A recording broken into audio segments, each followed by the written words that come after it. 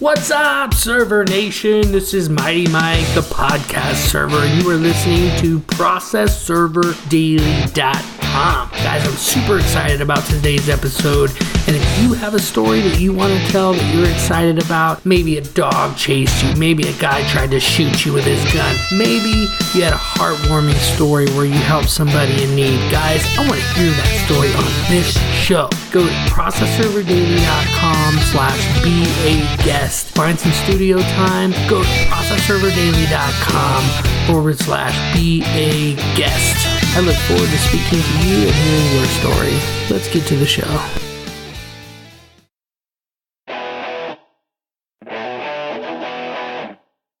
Server Nation, welcome back to the show. Our guest today is none other than the man, the myth, the legend, and the Sasquatch of the Northwest. The owner of Central Washington Legal Services, he has 10 years of experience serving papers and can bowl his butt off with a regular score of 300. Chris Svelyns, welcome to the show. Hey, thanks a lot, brother. I appreciate it. So, Chris, tell us a little bit about yourself and how you got started in this industry. Well, it's all started back in 2000, I want to say around 2007. I was working at Walmart, and I kind of befriended the department manager really quick. That's how I roll. You make good friends with the bosses, you know. And, oh, yeah. And he's just a couple years older than me, and he's a nice guy. And he asked me one day after working for him for about 6 months to a year.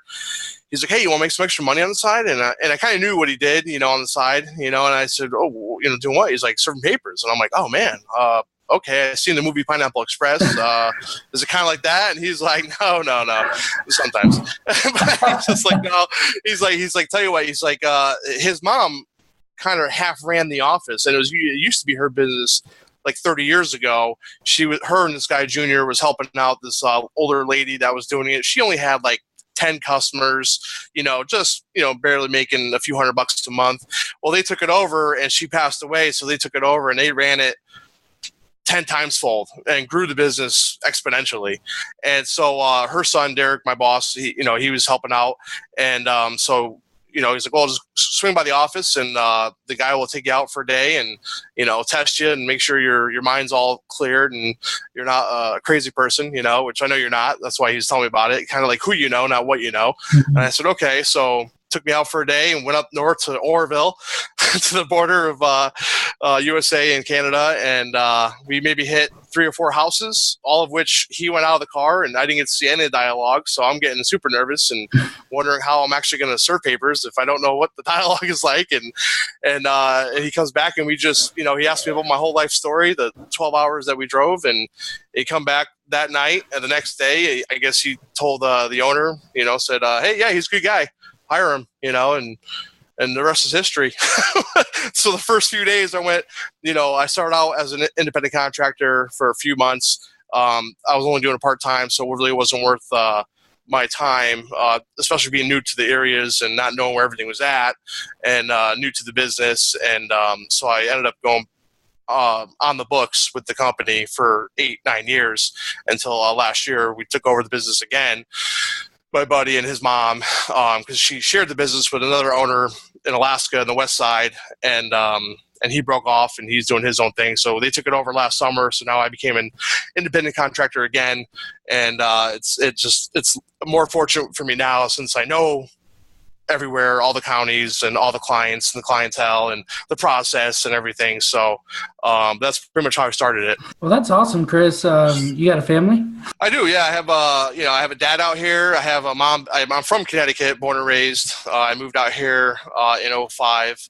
After 9/11, my dad moved out here, and I have a bunch of step family out here. One of my middle brothers is out here. My oldest brother's back east with my mom.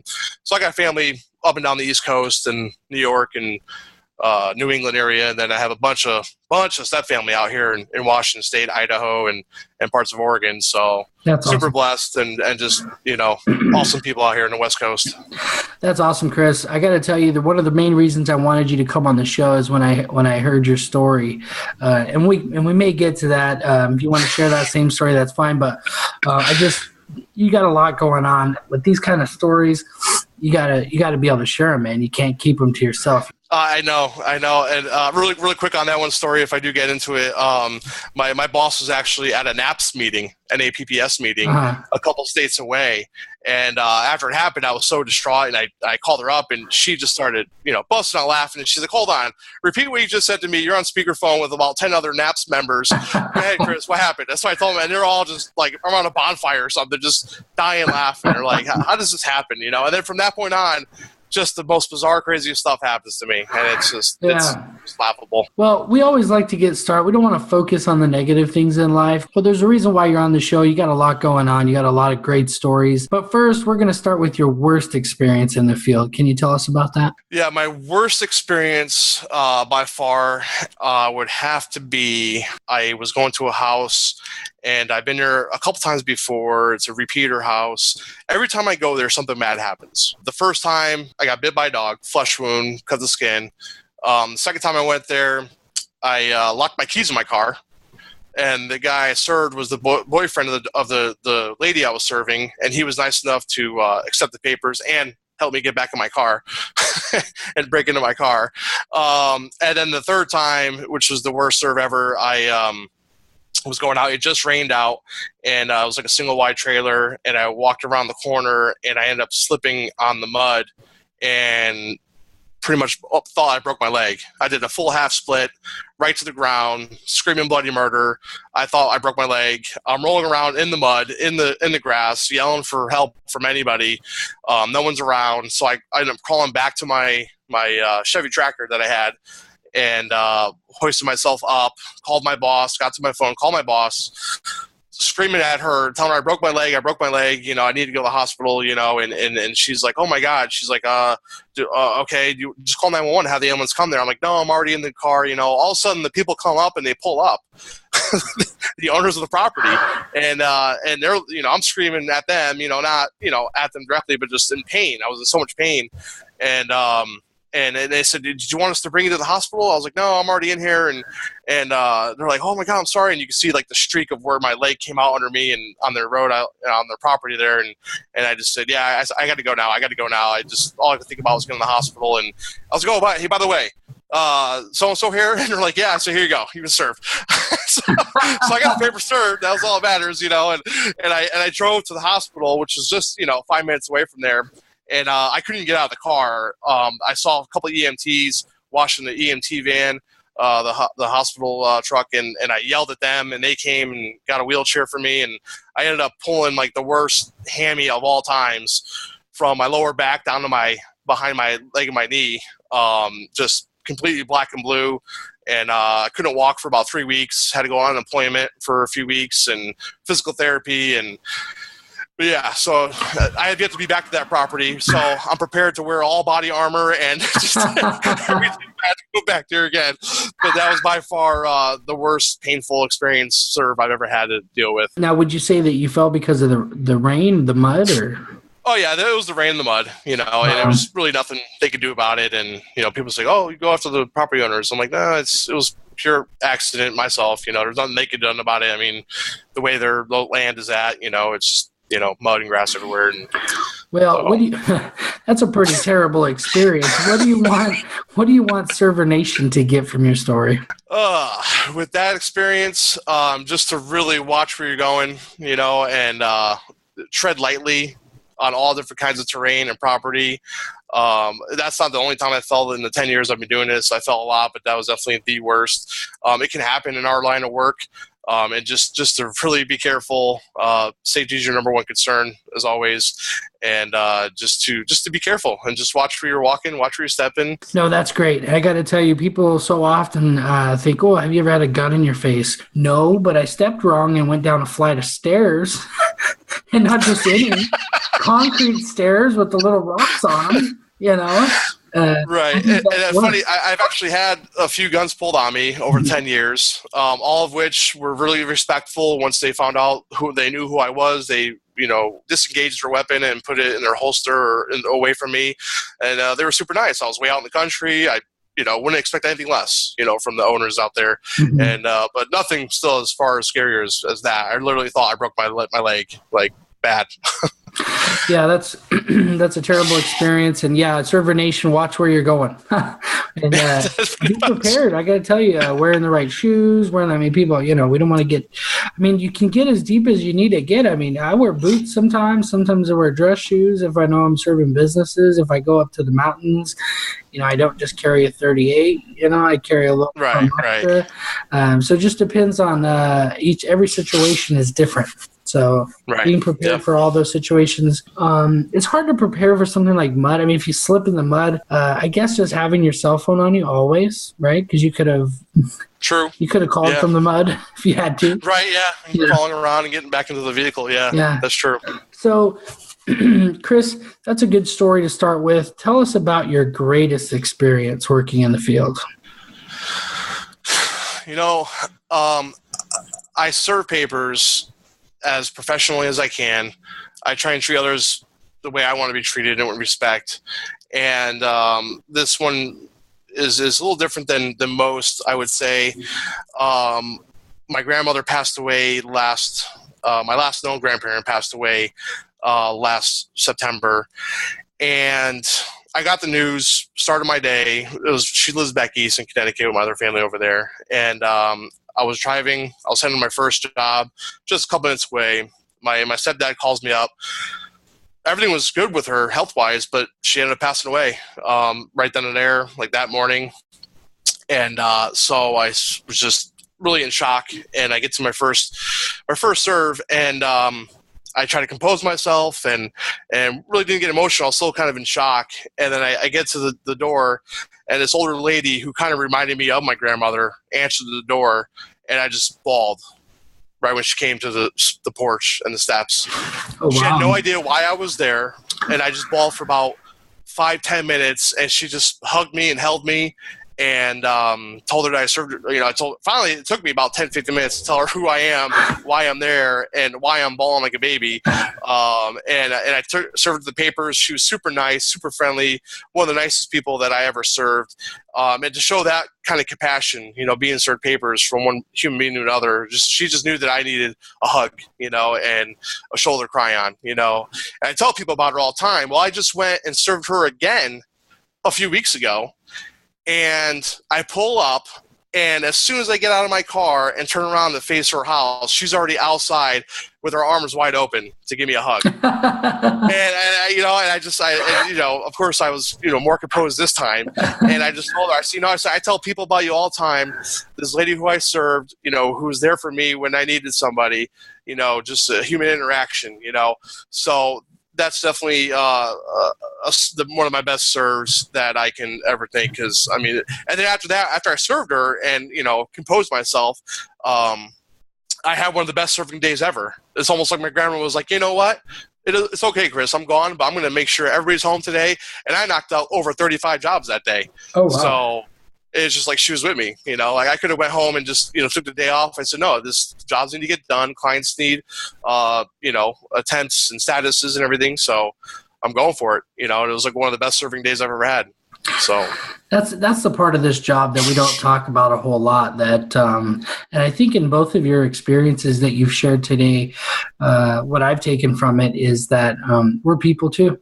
And the people we're serving are people, like the guys that pulled up in the car. Imagine if they were what everybody else portrays people that we're serving to be. They pull up in the car. Correct. Like, what the hell are you doing on my property? Absolutely. I'm injured. I don't care. Get off my property. Exactly. Yep. So that's good. Get injured somewhere else. Yeah, not on my property. Are you so and so? No, and you're like having to deal with all that. I think you were fortunate, blessed, lucky, whatever you want to call it. I call it blessed, but the elderly lady, I have a lot of respect for elderly people and the wisdom that they can share with us. Absolutely. So that's good. What do you want Server Nation to take from your story? So getting back to the beginning of that story, I just try and I serve everybody with respect. A lot of times when I serve people that have gotten served in the past by other servers, and I'm not trying to put down other process server companies and other independent contractors servers. But a lot of them telling me that a lot of people just get the paper served, and the server's super rude, sometimes nasty, and throws the papers in their face and this and that. I never do that. I'm very professional with every serve, and I take it, and I don't know where everybody else serves if there's like no cell service or connection, but when I'm serving people up in the mountains and I'm super nice to them, like I am with everybody, if your car breaks down and you were nice to that person, you can go back to that house and say, hey, it's happened to me before. They gave me shelter. They gave me a phone. They gave me water. They let me use their restroom, They remembered me serving them as a professional. And it goes a long way by treating people with respect, treating people you're serving, no matter what the paperwork is, with the utmost respect that you want to be treated with. So that's awesome. I love that story, and I love that perspective. I like to say, treat others the way that you want to be treated. They're a human. When you're out there serving papers, of course, be prepared, be respectful. Number one things. Chris, what are you working on right now that has you most fired up? Getting to jobs that are way up in the mountains that there's just no way of getting to the jobs, and keeping the clients happy, keeping the clients as customers, and trying my hardest to get to properties that I can get to with all the snow up here in the Pacific Northwest and the terrain of the mountains the way they are. Every winter, I look forward to this. It's really tough to try and get to these. I've had jobs, I'm not going to lie, that I've had since middle of November, and beginning of December, that I just cannot get to. With the 3-4 feet of snow, I don't own a snowmobile, so I can't park up, get a truck and get up there and get my snowmobile onto the terrain and get up there. But now with the snow melt, spring's right around the corner, everything's melting. So now clients are getting happy where I can finally get to these jobs that I haven't been able to get to just because of the terrain that we have jobs for. So right. Well, that's awesome. I got to tell you, there's a guy up in Alaska who, on most of his jobs, he was telling me that he goes up to the mountains on snowmobile. Helicopter? Oh, snowmobile. Helicopter. Yeah. No, he did say that. He said that on some of them, he does have to go wait till the ice is actually frozen so that he could go on a snowmobile over the ice. Wow. Yeah. And then also he'll ride quads and things like that. Most of the serves that he does is on quad or snowmobile. I'm just like, wow. So what I wanted to ask you is, how bad do these clients want these people served? Because one time I had a situation where I had to serve a pot grower, and they wanted me to get pictures, and I said, well, there's gates and I might be able to serve them, but as far as the pictures go, you're probably not going to get very good pictures because they have these big old fences with tarps up and stuff, and they wanted to get pictures Correct. of the pot. And so I was like, well, I could get a drone and fly it over and take pictures. And they said, okay, go, yeah, do that. And I said, well, if, I'm going to have to charge the expense for the drone to you. And, and so I was able to do that, $750 drone. Wow, I'm actually really impressed. Yeah. So maybe you want to call your client and go, look, between you and this guy, we can get ourselves a snowmobile up here, and then we'll be in operation. Hey. No, that's correct. For the most part, all clients, and we've had the same clients for years and years and years. They know us, they trust us, and as long as they know that I am a trying, at least every few days or once a week, to go to these impossible areas. Every time I get a little bit closer, I'll take a picture of the road, the street sign. Okay, I'm getting this, this closer. So they see that we're working, and they're really good with that. Clients are really relaxed with that, and they're like, okay, this company, they're trying, Chris is trying, so they just sit on the paperwork and know that I'll get it done when I can get up there. Server Nation, Chris has been dropping some major value bombs on us today, but prepare yourself because we're headed into the rapid fire round right after a word from our sponsors. Server Nation, I know you're with the times and you want to do whatever you can to have all of the resources for your client. That is why I created 123efile.com. As a process server, attorney, or even an improper, you can visit the website and file your documents in any of the Tyler courts in California. With its easy to use one-page operation, you can have your e-filing done in a matter of minutes and get back to what really matters. If your time is important to you, visit 123efile.com. Welcome back to the show. Chris, are you ready for the rapid fire round? I'm ready, man. Sasquatch of the Northwest is ready. Yes, that's what I'm talking about. Well, that's awesome. What is your favorite tool for defense? My mind in my mouth.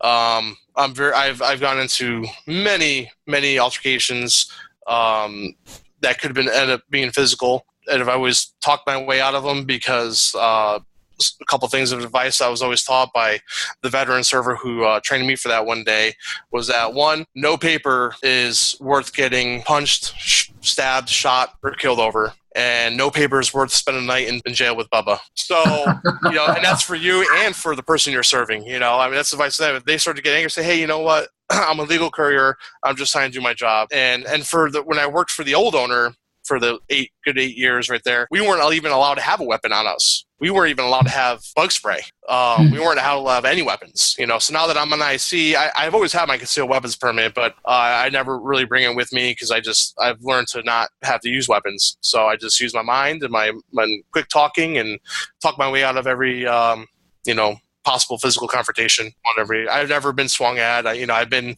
of course, yelled at and, pretty close to being spit at and, people in my face to get me off the property. And I just put my hands up and say, okay, sorry to bother you. Just trying to do my job.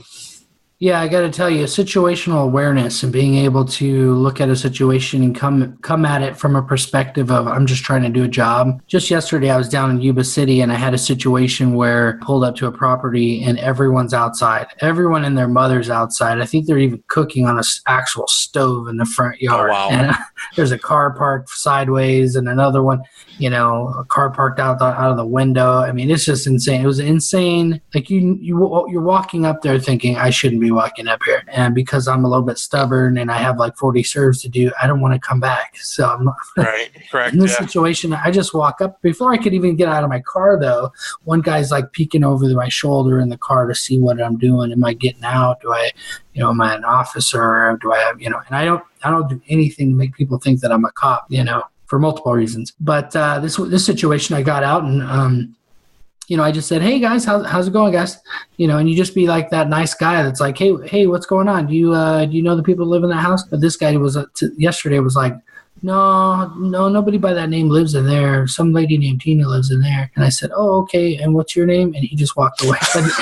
And then he walks inside the house that I was talking about. But then there's this young kid, like 18, 16, 17, somewhere on there. He's like, no, that girl moved out. She's my age. She moved out a long time ago. And he seemed a little bit more, It's crazy. Situational awareness, being able to see a situation where there's like 5 guys all, you see they're carrying guns. Don't stop. Just keep going. Yeah. Like you said, it's not worth your life. Chris, what is the greatest advice you've ever received? The top of, no paper's worth getting killed over or spend the night in jail with over. But greatest advice, I talked about it before, is to treat people the way you want to be treated. And it goes so far with everything, not just this job, but in your life and period in general. But that is definitely, you want to definitely just be sociable, be friendly, be professional, and that'll just go a long way.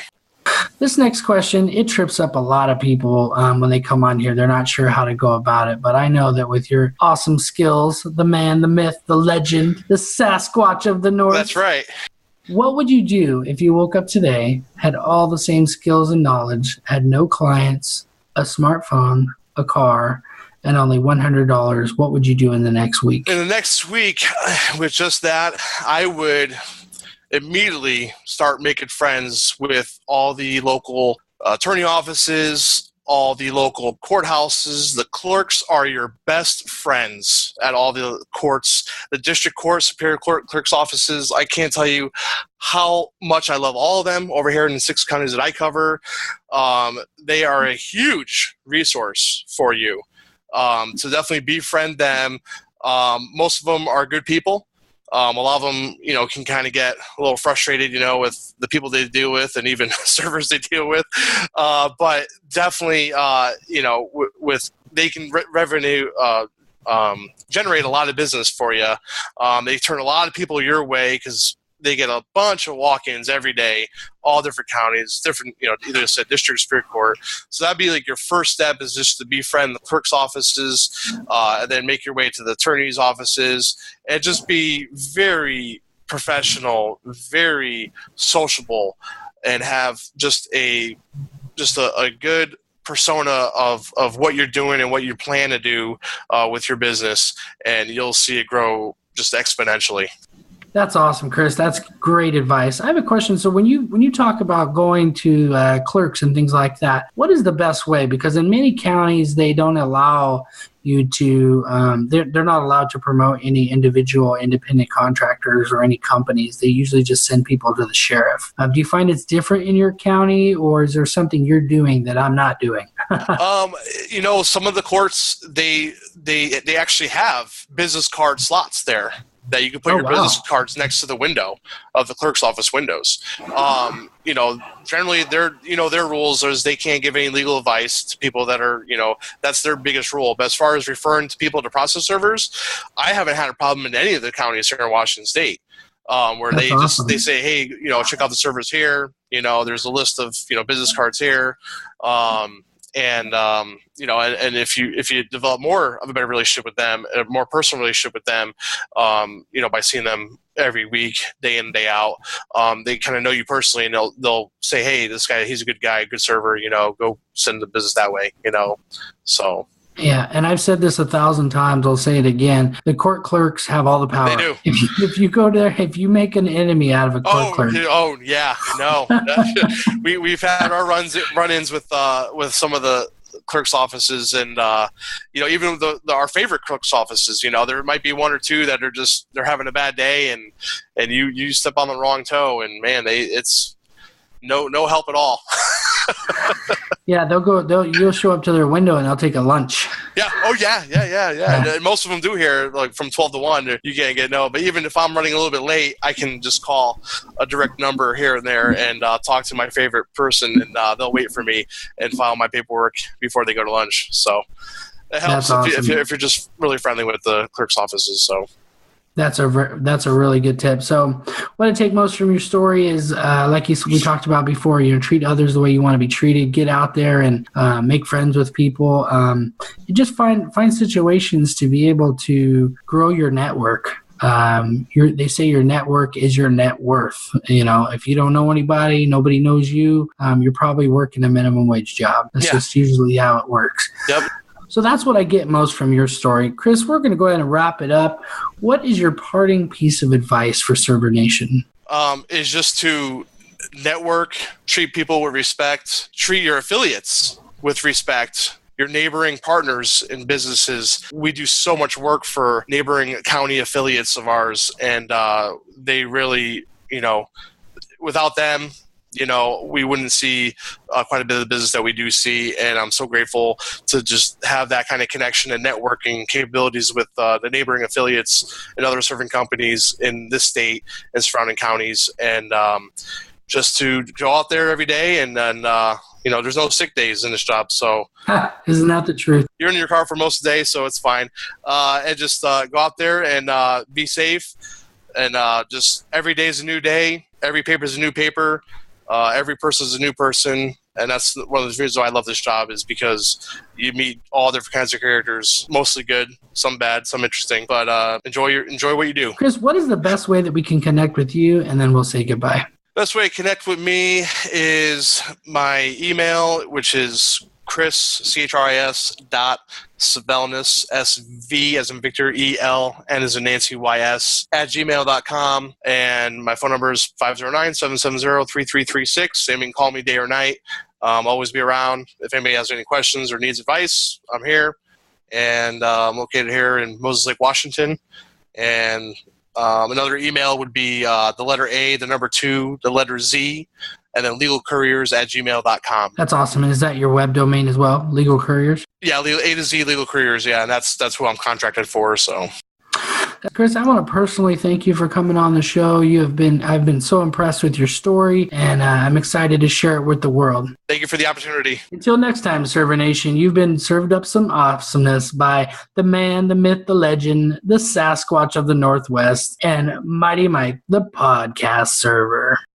Server Nation, I hope you enjoyed that episode of Process Server Daily. I want to invite you to listen to my newest podcast, Leading Legal, a podcast about social media marketing for the legal industry. Each and every day I will be discussing a different topic. Marketing Monday, Twitter Tuesday, Website Wednesday, Throwback Thursday, and Facebook Friday. Each day of the week will focus on a different way of looking at the different social media platforms, and I will share with you game-changing tips, tools, and tactics to grow your social media marketing like none other. Visit the website at leading.legal. Until next time, Server Nation, stay safe out there.